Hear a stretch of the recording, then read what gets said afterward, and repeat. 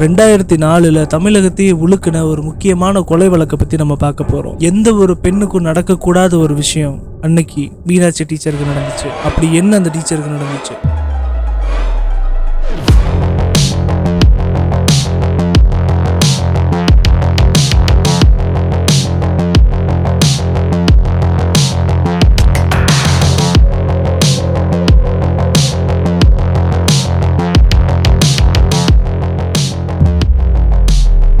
அது சரியா அக்டோபர் 19, 2004 கரூர் மாவட்டம் குளித்தலையில ஒரு விவசாயி. அவர் பேரு ஜோதிலிங்கம். அவரோட மனைவி பேரு தான் மீனாட்சி. ராமலிங்கம் விவசாயம் பண்ணிட்டு இருந்தாரு. ஆனா மீனாட்சி பாணிக்கம்பட்டி அப்படின்ற இடத்துல கவர்மெண்ட் ஸ்கூல் டீச்சரா இருக்காங்க. அவங்களோட வாழ்க்கை ரொம்பவே சந்தோஷமா போயிட்டு இருந்துச்சுன்னு தான் சொல்லியே ஆகணும். அன்னைக்கும் வழக்கம் போல ராமலிங்கம் விவசாய வேலைக்கு போயிட்டாரு. மீனாட்சி டீச்சர் ஸ்கூலுக்கு கிளம்பிட்டாங்க. அந்த ஊர்ல இருக்கிற எல்லாருக்குமே மீனாட்சி டீச்சர் ரொம்பவே நல்லா தெரிஞ்சிருந்தது.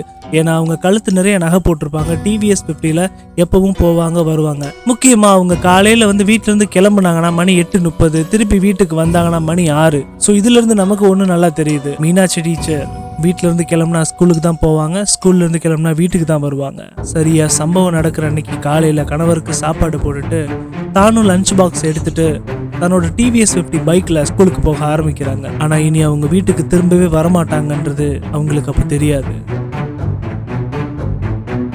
மாலை 6 மணி ஆச்சு. டீச்சர் வீட்டுக்கு வரல. கொஞ்ச நேரம் அங்கும் இங்கும் வெயிட் பண்ணி பார்த்த கணவர் ராமலிங்கம் ஸ்கூலுக்கு கிளம்பி போறாரு.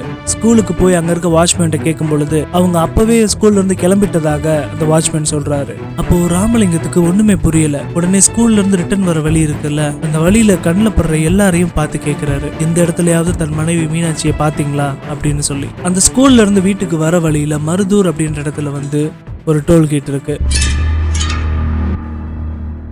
இந்த ரயில்வே கேட்டை கிராஸ் பண்ணி தன்னுடைய மனைவி போனாங்களா அப்படின்னு அங்க இருக்க கேட்மேனை பார்த்து கேட்கிறாரு. அதுக்கு அந்த கேட்மேனும் ஆமா வழக்கம் போல அந்த டீச்சர் இந்த சைடு தான் போனாங்க அப்படின்னு அந்த கேட்மேனும் சொல்லிடுறாரு. உடனே தொடர்ந்து அதே வழியில தான் வீட்டுக்கு போற வழியில போய் பாக்குறாங்க. அப்போ தன்னுடைய நண்பர் ஒருத்தர் உரக்கடை வச்சிருக்காரு. சோ அந்த உரக்கடையில போய் கேட்கும் பொழுது ஆமா மீனாட்சி டீச்சர் இந்த வழியா தான் போனாங்க அப்படின்னு அவரோட நண்பரும் அதே மாதிரி தான் சொல்லியிருக்காரு. அப்போதான் ராமலிங்கத்துக்கு ஒரு விஷயம் தெரியுது. டீச்சர் மேட்டு மருதூர் வரைக்கும் வந்திருக்காங்க, இதுக்கப்புறம் தான் இன்னும் வீட்டுக்கு வரல அப்படின்ட்டு. உடனே அக்கம் பக்கத்துல இருக்கிற எல்லாரையும் கூட்டிட்டு தேடுறாங்க. ஆனா எங்க தேடியோ மீனாட்சி டீச்சரை பத்தின எந்த ஒரு தகவலும் அவங்களுக்கு கிடைக்கல. இரவு 11 மணி ஆச்சு. அப்போ ராமலிங்கம் போலீஸ் ஸ்டேஷன்ல போய் புகார் ஒண்ணு கொடுக்கறாரு. போலீஸும் 30 நிமிஷத்துல எஃப்ஐஆர் பதிவு பண்ணி தேடல் வேலையை ஆரம்பிச்சாங்க. ஆனா ராமலிங்கத்துக்கு தெரிஞ்ச தகவலை தவிர போலீஸ்க்கு வேற எந்த தகவலும் கிடைக்கல. தெரிஞ்சுக்கவும் போலீஸ் திரும்பல. ராமலிங்கம் அடிக்கடி ஸ்டேஷன் போயிட்டு கேட்டுட்டே இருந்தாரு. ஒரு நாள் போய் கேட்டப்போ இன்ஸ்பெக்டர் சொன்ன விஷயத்தை கேட்டு ராமலிங்கம் அதிர்ச்சி ஆயிட்டாரு. அதுக்கப்புறம் அவர் கேள்வி கேட்கறதையே நிப்பாட்டிட்டு மௌனமாக்கிட்டாரு. அடிக்கடி தன்னோட மனைவியை பத்தி போய் கேட்டுட்டு இருந்த அந்த ராமலிங்கம் அதுக்கப்புறம் ஸ்டேஷன் போறதையே சுத்தமா நிப்பாட்டிட்டாரு. அப்படி அந்த இன்ஸ்பெக்டர் என்ன சொன்னாரு தெரியுமா? இந்த கேஸ்ல ரொம்ப பெரிய ஆளுங்க இருக்காங்க, ஆளும் கட்சியோட முன்னாள் எம்எல்ஏ கூட இதுல இருக்காரு அப்படின்ற வார்த்தைய அந்த இன்ஸ்பெக்டர் சொல்றாரு. இதை கேட்டதும் ராமலிங்கத்துக்கு என்ன பண்றதுன்னு ஒண்ணுமே புரியாம அதிர்ச்சியா நிக்கிறாரு. ஆளுங்கட்சிக்கு எதிராக அவரால் என்ன பண்ண முடியும்? ஆனா அவரோட மனைவி மாயமானதுக்கும் ஆளுங்கட்சியோட எம்எல்ஏக்கும் என்ன சம்பந்தம்? போலீஸ் இது ஏன் ஆக்ஷன் எடுக்கிறதுக்கு மறுக்கிறாங்க? அப்படி ஒவ்வொரு விஷயமும் ராமலிங்கத்தோட மனசை போட்டு குழப்பவே ஆரம்பிச்சிருச்சு. ஆனா மீடியா மௌனமா இல்ல. கேள்வி மேல கேள்வி மீடியாக்கள் கேட்க ஆரம்பிச்சாங்க. ஆனா விசாரணையில தெளிவாச்சு, அந்த எம்எல்ஏக்கும் அந்த எம்எல்ஏவோட பையனுக்கும் இந்த கேஸ்ல எந்த ஒரு சம்பந்தமுமே இல்லை அப்படின்றது. அப்போ ஏன் அந்த இன்ஸ்பெக்டர் அப்படி சொன்னாரு? ராமலிங்கம் அடிக்கடி ஸ்டேஷன் கேட்டுட்டே இருந்தாரு. அதை நிறுத்தத்தான் பெரிய ஆளுங்க இருக்காங்கன்னு சொல்லி பயமுறுத்திருக்காங்க. இந்த விஷயம் மீடியாவோட உதவினால மேலதிகாரிகளுக்கு தெரிஞ்சதுனால அந்த இன்ஸ்பெக்டருக்கு வார்னிங் மட்டும்தான் கொடுத்தாங்க. ஏன்னா பாவம் இல்ல. கேஸ் இப்படி போயிட்டு இருக்கும்போது சில நாட்களுக்கு அப்புறம் பெங்களூர்ல இருந்து ஒரு தகவல் வந்துச்சு, மீனாட்சி டீச்சர் கிடைச்சிட்டாங்க அப்படின்னு. உடனே ராமலிங்கமும் போலீஸ் டீமும் அங்க போனாங்க. போலீஸும் ராமலிங்கத்தை கூட்டிட்டு அடையாளம் காட்ட சொல்றாங்க. பயத்தோடு பதற்றத்தோடு அந்த பாடியை போய் பார்க்க போன ராமலிங்கத்துக்கு ஒரு சந்தோஷம். என்னன்னா அந்த டெட் பாடி மீனாட்சியோடது கிடையாது, வேற ஏதோ ஒரு பெண்ணுடையது. அப்போதான் ராமலிங்கத்துக்கு ஒரு சந்தோஷம் ஆட்கொள்ளுது.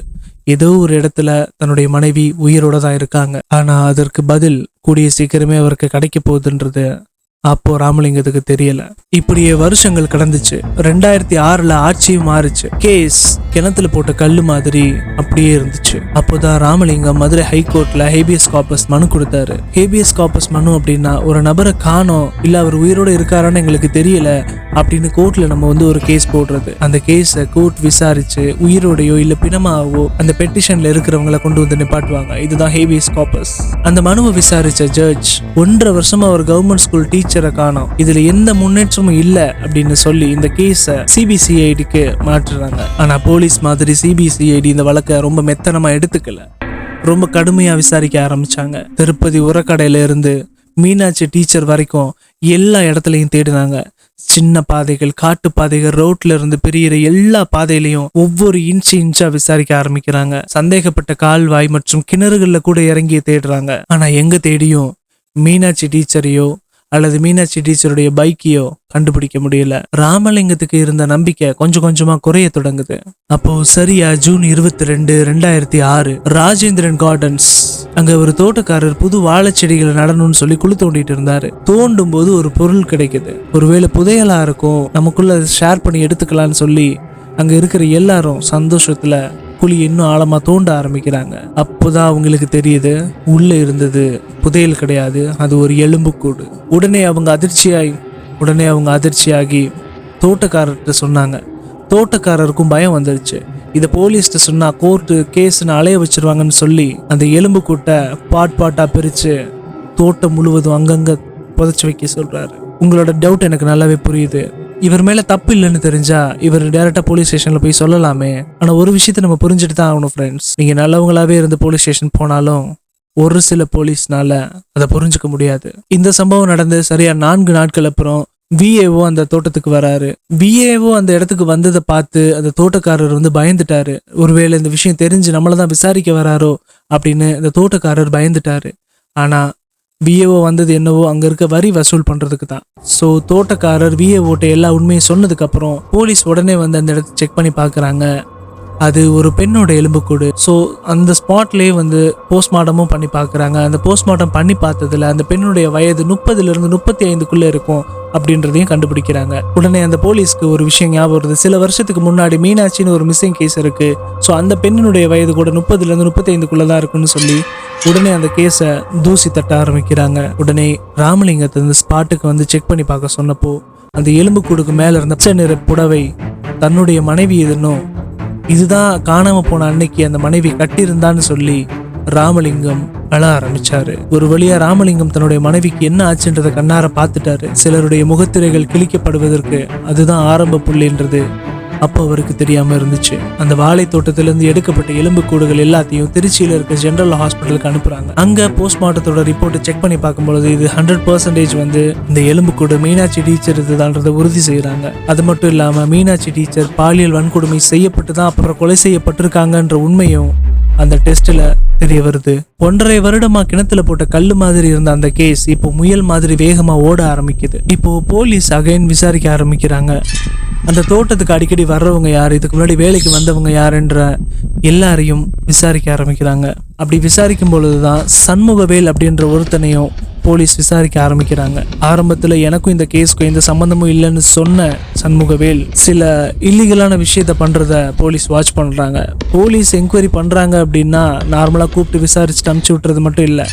ஒரு சிலர் மேல சந்தேகம் வந்துருச்சு அப்படின்னா அவங்களுக்கே தெரியாம பின்தொடர்ந்து கண்காணிக்கவும் செய்யறாங்க. அப்படி பின்தொடர்ந்து பார்க்கும் பொழுதுதான் முக்கியமான ஒரு சில விஷயத்த போலீஸ் கவனிக்கிறாங்க. என்னன்னா கடந்த 2 வருஷமா சண்முகவேல் எந்த ஒரு வேலைக்குமே போல அப்படின்றதும் தன்னுடைய மனைவிக்கு ஆடம்பரமான நகைகள் செஞ்சு போட்டிருக்கான் அப்படின்றதும் தெரிய வருது. சோ இந்த ஒரு விஷயத்தினாலதான் சண்முகவேல் மேல போலீஸ்க்கு டவுட் வருது. சோ இந்த விஷயத்தெல்லாம் கேதர் பண்ண போலீஸ் ஒரு இடத்துல மார்க்கெட்டுக்கு பக்கத்துல வச்சு சண்முகவேலை அரெஸ்ட் பண்றாங்க. சோ அரெஸ்ட் பண்ணி விசாரணை ஆரம்பிக்கிறாங்க. முதல்ல ஒன்னும் தெரியாத மாதிரி மறந்துட்டு இருந்த அவன் ஒரு கட்டத்துல குற்றத்தை ஒப்புக்கொள்றான். ஆனா அவன் ஒப்புக்கொள்ளும் போது அவன் சொன்ன அந்த ஒரு வார்த்தை, நாங்க தான் அந்த கொலையை செஞ்சோம் அப்படின்னு சொல்லியிருக்கான். சண்முகவேல் மட்டும் இல்லாம சண்முகவேல் கூட குமார் அப்படின்ற ஒரு ஃப்ரெண்டும் 2 பேரும் சேர்ந்து தான் இந்த விஷயத்த பண்ணிருக்காங்கன்றத சண்முகவேல் ஒத்துக்கிறான். அப்போதான் அந்த நாள்ல என்ன நடந்துச்சுன்ற உண்மை நமக்கு தெரிய வருது. சண்முகவேல் குளித்தல பாரதி நகர்ல இருக்கா, குமார்ன்றவன் மருதூர்ல இருக்கா. இவங்க 2 பேரும் ஃப்ரெண்ட்ஸ். 2 பேரும் சேர்ந்து கட்டட வேலைக்கு போயிட்டு இருக்காங்க. வேலை இல்லாதப்போ குடிச்சு கெட்டு சீரழியறது தான் இவங்களோட ஹாபியாவே இருந்துச்சு. மீனாட்சி டீச்சரோட வீடு சண்முகவேலோட மாமனார் வீட்டுக்கு பக்கத்துல இருந்துச்சு. அதனால அவன் மாமனார் வீட்டுக்கு போகும்போதெல்லாம் மீனாட்சி டீச்சரை பார்த்துட்டு இருந்தான். டீச்சர் நிறைய நகை போட்டிருக்காங்க, அது மட்டும் இல்லாம அவங்க பார்க்க கொஞ்சம் அழகா இருக்காங்கன்னு சொல்லி இவனுக்கு டீச்சர் மேல ஒரு ஆசை வருது. இப்படி இருக்கும்போது ஒரு நாள் சண்முகவேலும் குமாரும் குடிக்க பணம் இல்லாம தவிச்சிட்டு இருக்காங்க. அப்போ சண்முகவேல் கொடுக்கிற ஒரு ஐடியா என்னன்னா, மீனாட்சி அதிகமா நகை போட்டிருக்கா, நம்ம மீனாட்சிட்டு இருந்து நகையெல்லாம் திருடிட்டோம் அப்படின்னா நம்ம கிட்ட காசு வரும் அப்படின்ற ஒரு கேவலமான ஐடியாவை சண்முகவேல் சொல்றான். ஆரம்பத்துல இவங்களோட பிளான் வெறும் திருட்டா மட்டும்தான் இருந்திருக்கு. அதுக்கு இவங்க பாயிண்ட் பண்ண இடம் தான் ராஜேந்திரன் கார்டன். அக்டோபர் 19, 2004 வழக்கம் போல மீனாட்சி டீச்சர் பள்ளிக்கு போனாங்க. மாலையில ஸ்கூல் முடிஞ்சதும் தன்னோட TVS 50 பைக்ல வீடு திரும்பிட்டு இருந்தாங்க. திருப்பதி உரக்கடையை கடந்து வீட்டுக்கு போற வழியில தான் ராஜேந்திரன் கார்டன் இருந்துச்சு. ஸோ அந்த ராஜேந்திரன் கார்டனை தாண்டி போறப்போ திடீர்னு அவங்க மேல ஒரு தென்னை மட்டை வந்து விழுகுது. அதுல அவங்க பைக்ல இருந்து கீழே தூக்கி வீசப்படுறாங்க. உடனே ஒருத்தர் அவங்க பக்கமா ஓடி வரான், இன்னொருத்தர் அவங்க பின்னாடி இருந்து ஓடி வரான். டீச்சர் நினைச்சாங்க இவங்க உதவிக்கு தான் வராங்க அப்படின்னு. ஆனா தென்னை மட்டை தான் மேல விழுந்ததுக்கு காரணமே இவங்க தான்றத டீச்சருக்கு அப்ப தெரியல. சோ மீனாட்சி டீச்சர் கீழே விழுந்ததுக்கு அப்புறம் டீச்சரோட சேலையை பிடிச்சு வாயில அமுக்கி கட்டுறாங்க. இவங்க 2 பேரும் சேர்ந்து மீனாட்சி டீச்சர் அந்த வாழைத்தோப்புக்குள்ள இழுத்துட்டு போறாங்க. உள்ள போனதும் காதுல கழுத்துல கையில இருந்த எல்லா தங்கத்தையும் பிடுங்கிறாங்க. அப்போ ஒருத்தனுக்கு டீச்சரை பார்க்கும்போது வேற யோசனை வருது. இவளை இப்படியே விட்டுட்டு போனோம்னா தான் நகை எடுத்தது இவங்க தான் சொல்லி காட்டி கொடுத்துருவாங்க. ஏன்னா சண்முகவேலை டீச்சருக்கு நல்லாவே தெரியும். அப்பதான் சண்முகவேலுக்குள்ள இருந்த மிருகம் வேலை செய்ய ஆரம்பிக்கிறான். டீச்சருடைய அழகுல மயங்கின அவன் வன்கொடுமை செய்ய ஆரம்பிக்கிறான். இவங்க 2 பேரும் இருந்து முடிச்சதுக்கு அப்புறம் இவங்க யோசிச்சு வச்சது மாதிரியே தென்னமட்டை சீவ வச்சிருந்த அந்த அருவாளால டீச்சருடைய கழுத்தை அறுக்குறாங்க. அதுக்கப்புறம் 3 அடி ஆழத்துக்கு குழி தோண்டி டீச்சருடைய உடலை அதுக்குள்ள புதைக்கிறாங்க. இது எல்லாத்தையும் முடிச்சுட்டு கிளம்புறப்பதான் அவங்களுக்கு ஒரு விஷயம் ஸ்ட்ரைக் ஆகுது. அந்த TVS 50 பைக். மீனாட்சி டீச்சர் வந்து அந்த TVS 50 பைக்கை இதே இடத்துல வச்சுட்டு போனா கண்டிப்பா அந்த சரௌண்டிங்ல தேடுவாங்க, இவங்க மாட்டிப்பாங்கன்னு தெரிஞ்சதுக்கு அப்புறம் கொஞ்சம் தூரத்துல ஒரு பெரிய கிணறு இருக்கிறது அவங்களுக்கு ஞாபகம் வருது. உடனே இந்த வண்டி எடுத்து அந்த கிணத்துக்குள்ள போய் தூக்கி போட்டுறாங்க. இது எல்லாம் நடந்துட்டு இருக்கும்போது ராமலிங்கம் அதே ரோட்ல தான் மனைவி தேடிட்டு இருந்தாரு. கொலையை செஞ்சுட்டு சில நாட்கள் 2 பேருமே மௌனமா இருந்தாங்க. போலீஸ் வேறு திசையில போறத பார்த்து தங்களை யாருமே சந்தேகப்படலன்னு சொல்லி இவங்க திருட்டு நகை எல்லாத்தையும் விற்று ஆடம்பரமா வாழ ஆரம்பிக்கிறாங்க. சில நகைகளை உருக்கி மனைவிகளுக்கு போட்டு சந்தோஷமா இருந்தாங்க. போலீஸ் MLA பெங்களூருன்னு சொல்லி எங்கெங்கேயும் அலைஞ்சிட்டு இருக்கும்போது இவங்க உள்ளூருக்குள்ளே சந்தோஷமா நடமாடிட்டு இருந்தாங்க. கடைசியில மீனாட்சி டீச்சரோட உடல் கிடைச்சதும் போலீஸ் விசாரணையில இவங்க மாட்டிக்கிட்டாங்க. வாக்குமூலத்தை வாங்கின போலீஸ் நகைகள் மற்றும் TVS 50 பைக் எல்லாத்தையும் மீட்டாங்க. மொத்தம் 71 சாட்சிகள் விசாரிக்கப்பட்டு மார்ச் 23, 2007 அன்று நீதிமன்றம் இவங்க 2 பேருக்குமே ஆயுள் தண்டனை கொடுத்தாங்க. அவங்க திருச்சி மத்திய சிறையில அடைக்கப்பட்டாங்க. கதை இதோட முடியல. குமாருக்கு எந்த மனவேதனையுமே இல்லை. ஆனா சண்முகவேலுக்கு ஒரு மன அழுத்தம் அதிகமாக ஆரம்பிச்சிச்சு. ஏன்னா ஆயுள் தண்டனைக்கு பின்னாடி அவனை பார்க்க அவன் குடும்பத்திலிருந்து ஒருத்தர் கூட அங்க வரவே இல்லை. அதனால ஒரு கட்டத்துல இனி இங்க இருக்கவே மாட்டேன் அப்படின்னு முடிவெடுக்கிறான் சண்முகவேல். சிறையில கைதிகளை காலையில 6 மணிக்கு செல்லுல இருந்து வெளியே விடுவாங்க.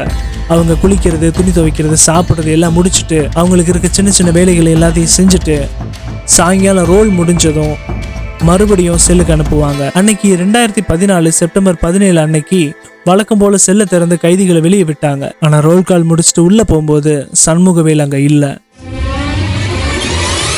ஸோ உள்ள இருக்கிற எல்லா போலீஸும் தேட ஆரம்பிக்கிறாங்க. அப்போதான் அவனோட வார்டுக்கு பக்கத்துல இருக்கிற ஒரு அரச மரத்துல தன்னுடைய போர்வையவே கயிறாக்கி தூக்கு போட்டு செத்து கிடந்தான் சண்முகவேல். ஆமா, இனி இங்க இருக்க மாட்டேன்னு அவன் முடிவு பண்ணது ஜெயில இல்ல, இந்த உலகத்துல. தான் குடும்பம் என்கிட்ட பேசல அப்படின்றத நினைச்சு ஒருத்த மனசு உடைஞ்சு செத்து போயிருக்கான்னு நினைக்கிறப்போ என்ன சொல்றது? இதை விட பல மடங்கு வலி ராமலிங்கத்துக்கு இருந்திருக்காதா? நீங்க இந்த கேஸை பத்தி என்ன நினைக்கிறீங்க? இந்த கிரைமுக்கு காரணம் என்ன? மீனாட்சி டீச்சர் அதிகமான நகை போட்டிருந்ததா? வேலைக்கே போகாம குடிக்கணும், குடிச்சு சந்தோஷமா நாசமா போகணும்னு சொல்லி இருக்கிற அந்த குடிகாரங்களா? இல்ல கவர்மெண்டே தெருக்கு தெரு சாராய கடையை திறந்து வச்சிருக்காங்களே அதுவா? நீங்க இந்த வீடியோவை பத்தி என்ன நினைக்கிறீங்கன்றதை மறக்காம கீழே கமெண்ட்ல சொல்லுங்க. மீண்டும் அடுத்த வீடியோல சந்திக்கிறேன். அதுவரை உங்களிடமிருந்து விடைபெறுவது நான் உங்கள் யாஷ் மற்றும் இது உங்கள் பியாண்ட் ஆர்டினரி கோட். பாய்.